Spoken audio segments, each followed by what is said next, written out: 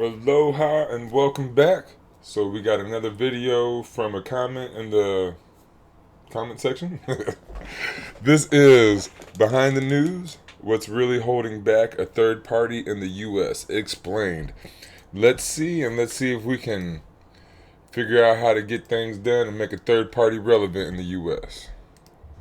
Why are there no alternative options in US politics? The majority of Americans believe both the Democrats and Republicans are doing such a bad job at representing them that a third major party is needed.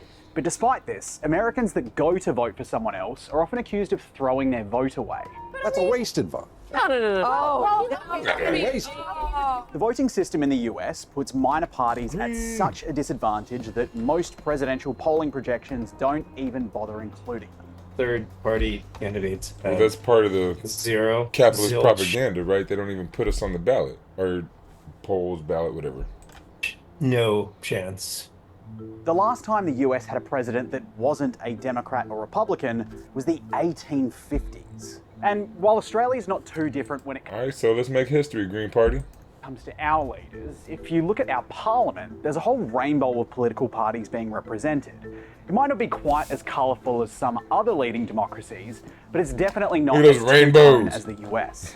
The US is pretty much the only major democracy in the world that is exclusively But is it truly a major democracy if there's only two parties that are funded by the same people? That's not really a democracy. two-tone as the US. The US is pretty much the only major democracy in the world that is exclusively represented by just two political parties on a national level. So why is it so hard for a third party to succeed in the US?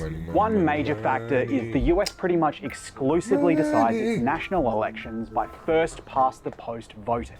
In this system, whoever gets the most votes wins, which sounds about as democratic as you can get, but according to Duverger's law, almost always ends up leading to a two-party system, largely because of vote splitting.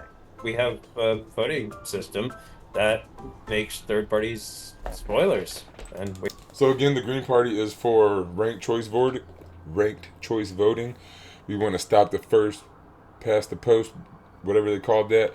But yeah, we're for ranked choice voting and single issue voting and all that stuff. So even if it were, like, say we get in and then the ranked choice voting meant that other people got in more, we're still for that. We would rather people get a real choice than only a choice between two evils. That's no good for anyone. wasted votes.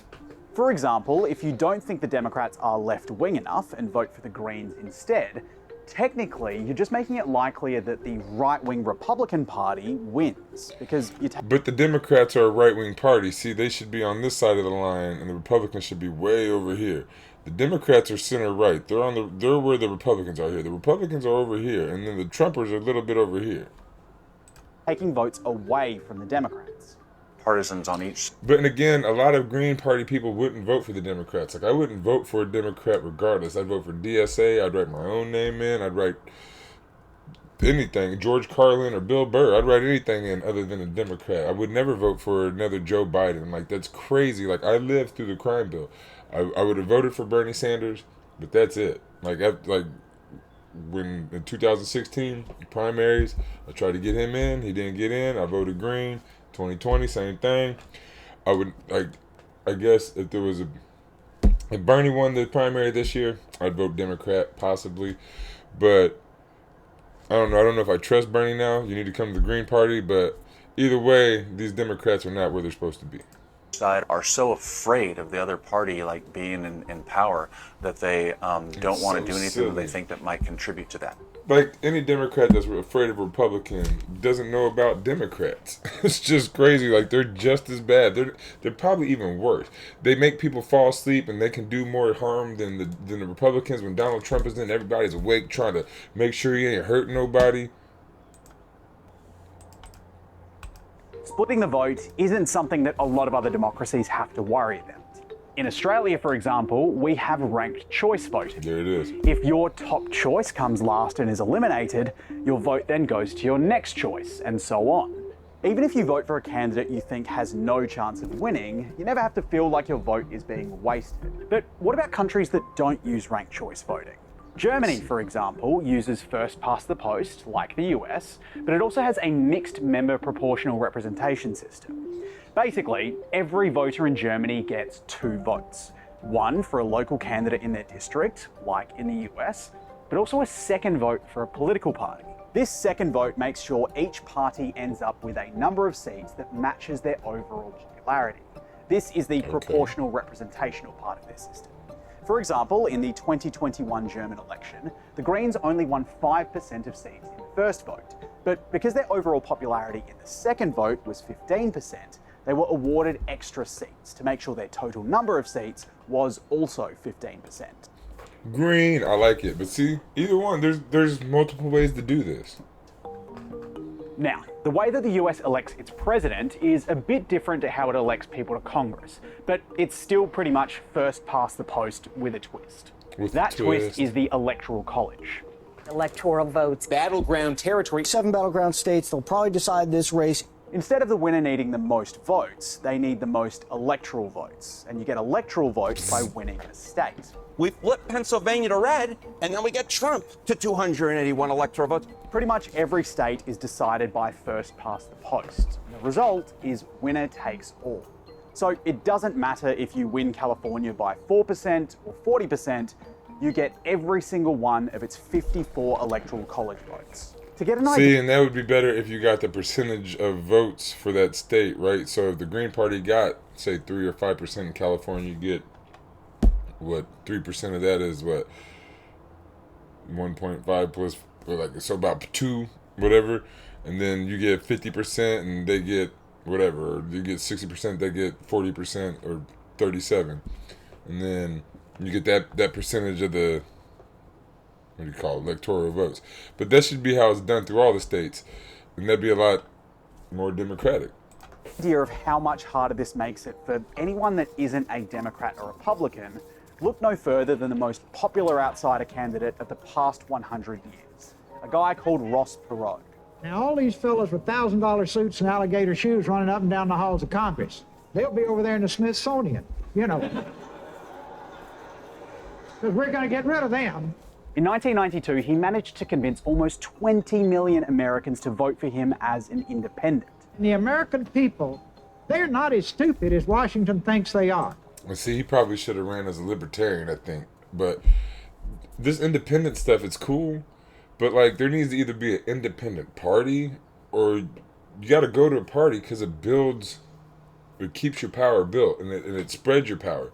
If you're independent, you keep your power to yourself and, like, it doesn't help the greater good that you're trying to help, whichever side you're on, be it Republican, Democrat, Green Party, like far left, or Libertarian. Like, either, whatever you really believe in, that's the thing that you should get in and try to make it more towards your beliefs or whatever.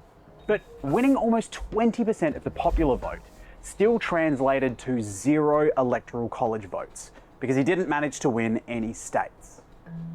The more direct impact third-party candidates have in presidential elections is actually taking votes away from one side or the other, which is why third-party voters will sometimes get criticized during... But see, libertarians actually take more votes away from Republicans because libertarians would vote Republican, and a lot of libertarians do vote Republican because they'd rather have a Republican than a Democrat in. But a Green Party person or a real leftist person, like someone who's on the far left or communist, whatever you want to call it, socialist, they're not going to vote for a Democrat. I would never vote for a Democrat unless it was someone like me or Bernie Sanders or someone that was going in there talking about universal health care. But, like, I voted for Obama. That's the last Democrat I voted for. He lied to us. He told us all that sweet, sweet music of getting universal health care and hope and change and all kinds of just great messaging, and then did nothing, right? So that's the reason I might not vote for Bernie Sanders if he was in the Democratic Party. Because if you're in the party, you either lying, like Obama was. I believe Obama was just lying to us. He didn't believe anything that he said, right? He was just a liar. And he was going to get in and just sit there and smile and be Barry, you know. But I think that Bernie Sanders would have done what he was talking about doing, so that's why they didn't let him in, right? I don't know if they would let him in now if he would actually do it. I don't know if I still trust him or not, because he's given his movement twice to the party that he knew would crush it, right? And there's a place there, there's a home for his movement, and he's still not doing it now. And fool me once, shame on you. Fool me twice, they say shame on me. But all right, you can be fooled twice, but again, a third time, Bernie, come on now. Like, you need to be doing this in the Green Party, and it wouldn't even matter of all this stuff. We would just kick the Democrats out. Bernie's movement, we would win. I guarantee the Green Party would win if Bernie put his movement in our party. But if he's not going to, we need to get a few charismatic people speaking right, like talking about universal health care, talking about the Green Party platform. It's what everybody wants. Talking about permaculture, letting people know that we can feed you easily. We can plant trees and vegetables, and there's top layer, middle layer, ground layer, all this stuff. Andrew Millison, look him up. But yeah, we can. It's In a close election. Occasionally, they have been more likely to take from one candidate than the other, enough in a close election to make a difference. Yeah, but no, the Green Party is not taking from the Democratic Party, hardly at all. I would never vote for the Democratic Party. Most leftists wouldn't vote for the Democratic Party. So the Libertarians take way more from the Republicans than we take from the Democrats, guarantee you. The most extreme example of this happened in 2000. I think that we need less partisanship. It is time for new leadership in Washington, D.C. Both candidates needed Florida's 25 electoral votes to win the presidency. And Republican George W. Bush ended up winning the state by just 537 votes. But they said Al Gore actually won. 0.009% of the vote. Meanwhile, 100,000 people voted for the left-wing Greens candidate, Ralph Nader. In the end, the Democratic Party must face the fact that it has abandoned its progressive roots. Just a fraction of those votes had gone to the center-left Democrat, Al Gore. But he's center right. You're lying. You got to stop lying. It makes it hard to do things and hard to communicate when all these people just lie about. And I don't understand why. Again, why do you say you're progressive or why do you say you're on the left when you're not? Just be where you are and say where you are, and that's totally fine. If you're center right, be center right. If you're a liberal and you're pro-capitalism and you just want to make incremental change, say that. Be honest. He would have become the president. Our disappointment must be overcome by our love of country. So why does all of this matter? What's the actual impact of living in a system where there's pretty much only two parties? It sucks. Firstly, it limits representation. Yeah. If you're someone that doesn't identify with either party, it's easy to feel like your voice doesn't matter. They're not listening to our demands, and so, she needs to come really, to what's party. the difference? It also makes it more difficult for voters to respond to decisions made by their party. For example, if a number of Democrat voters aren't happy with their party's policies on the Middle East, they don't really have many options, particularly if they disagree with the Republican Party's policies even more. I hate to say it, I'm going to be anti-Trump voter no matter what happens. In comparison, So you vote for genocide to be anti-Trump, while all these people that are protesting, all these marches, just vote green. Just vote green. And then even still, say you did it for a couple elections. Trump won anyway, right? This anti-Trump vote does not work. Just voting against Orange Man. Stupid. Doesn't make any sense. But to vote green would show the Democrats at the very least. Do Florida 1,000 times. Vote green, vote green, vote green, and we don't win. But the Democrats don't win and the Republicans keep winning, right? But the Democrats then see that they either got to move left and do the Bernie Sanders Green Party style DSA communist socialist thing, or they stay center right and stay losing.